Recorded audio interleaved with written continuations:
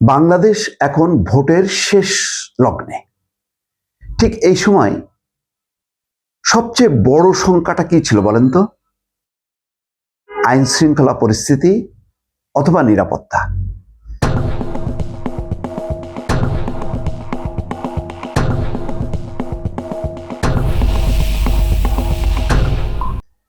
সবারই শঙ্কা ছিল যে দারুণ গোলযোগ হবে, নির্বাচনের আগে থেকেই শুরু হবে এবং নির্বাচন পর্যন্ত বিস্তৃত হবে। কিন্তু গুনে গুনে আর হাতে 2 বা 3 দিন সময় আছে। 3 দিন ধরেন, আজকে 9, 10, 11, 12, অর্থাৎ 2 দিনের মাথায় যে 3 দিনে এসে নির্বাচনটা হবে। আজকে পর্যন্ত, এখন পর্যন্ত যখন আপনাদের সামনে কথা বলছি তখন বাংলাদেশের ঘড়িতে 12টা 58 মিনিট, অর্থাৎ 1টা বাজতে আর 2 মিনিট বাকি। ঠিক এই সময় পর্যন্ত সমস্ত চ্যানেলগুলো আমি দেখলাম, অথবা বিভিন্ন সূত্র থেকে যে খবরগুলো আসলো যে কোনো গোলযোগ নেই। সবচেয়ে গুরুত্বপূর্ণ ব্যাপার হচ্ছে যে এই মুহূর্তে ঢাকায় আজকে সম্ভবত শেষ সময়, আজকে বা কালকে কটা পর্যন্ত যাই না, শেষ নির্বাচনী প্রচারণা, এবং জামাতের আমির একদিকে, অন্যদিকে তারেক রহমান ঢাকার একেবারে বিভিন্ন থানায় থানায়, ওয়ার্ডে ওয়ার্ডে ঘুরছেন। একটা চমৎকার পরিবেশ, কোনো উত্তেজনা নেই, কোনো গোলযোগ নেই। শুধুমাত্র একটা কথা ভালো লাগলো না নাহিদ ইসলামের, ভোট কেন্দ্র কেউ দখল করতে আসলে লাঠি হাতে প্রতিহত করা হবে। কেন? জনগণকে নিয়ে প্রতিহত করব। জনগণ যদি সামনে দাঁড়ায় যায়, লাঠি সুটা বন্দুক কোনো কিছু কাজে দেয় না।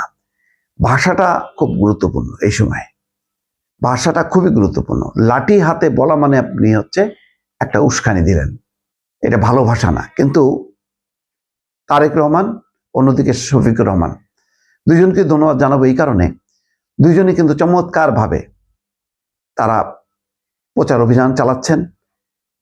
এই যে দুইটা দল, কেউ কেউ বলছেন মুখোমুখি অবস্থান।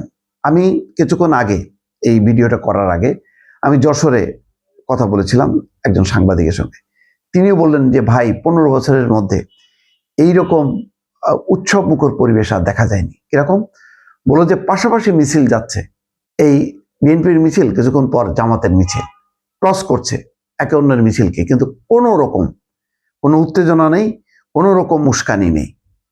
আমি বললাম যে যদি আওয়ামী লীগের থাকতে এখানে, বলো যে ওরে বাপরে বাপ, অসম্ভব ব্যাপার ছিল, মানে সংঘাত অনিবার্য। তিনি আরো বললেন যে নির্বাচন আইলে 2, 4, 5টা খুন, এটা একটা নিয়মিত ব্যাপার ছিল, এখন কিন্তু নেই।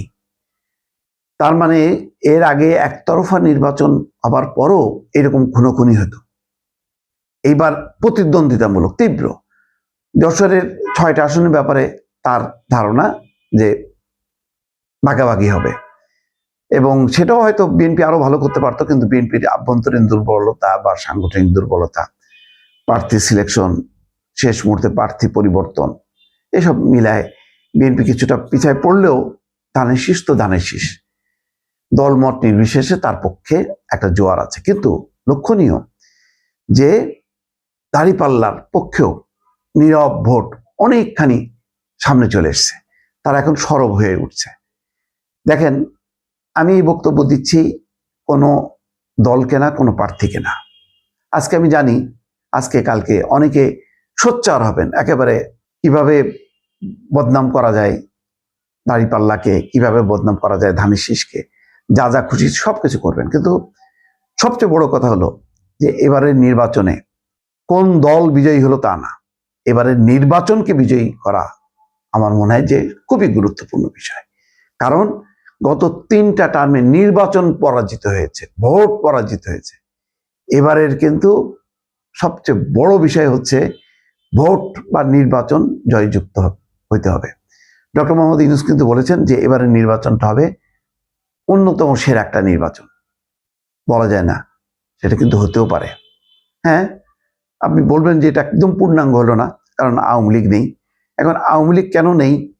এইরকম একটা পতনের পর আওয়ামী লীগ না থাকাটা কি স্বাভাবিক না? স্বাভাবিক।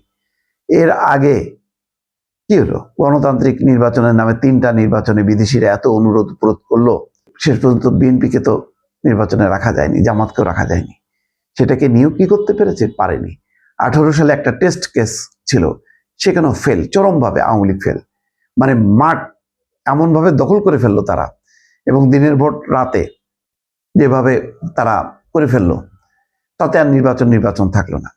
ফলে 3টা নির্বাচনের বিপরীতে আমি আজকে পর্যন্ত দাঁড়িয়ে, ঠিক 9 তারিখ, বাংলাদেশের 9 তারিখ সময়, এখন কথা বলতে বলতে আরো 2-3 মিনিট গড়ালো, 1:03 মিনিটে বলতে পারি এখন পর্যন্ত সেরা নির্বাচনী পরিবেশ। এইরকম পরিবেশ বাংলাদেশের ইতিহাসে সর্বশেষ কবে ছিল আমি জানি না দর্শক। কথা ঠিক কিনা আপনার মতামত চাই, সুচিন্তিত মতামত চাই দর্শক। ভালো থাকবেন, আল্লাহ হাফেজ।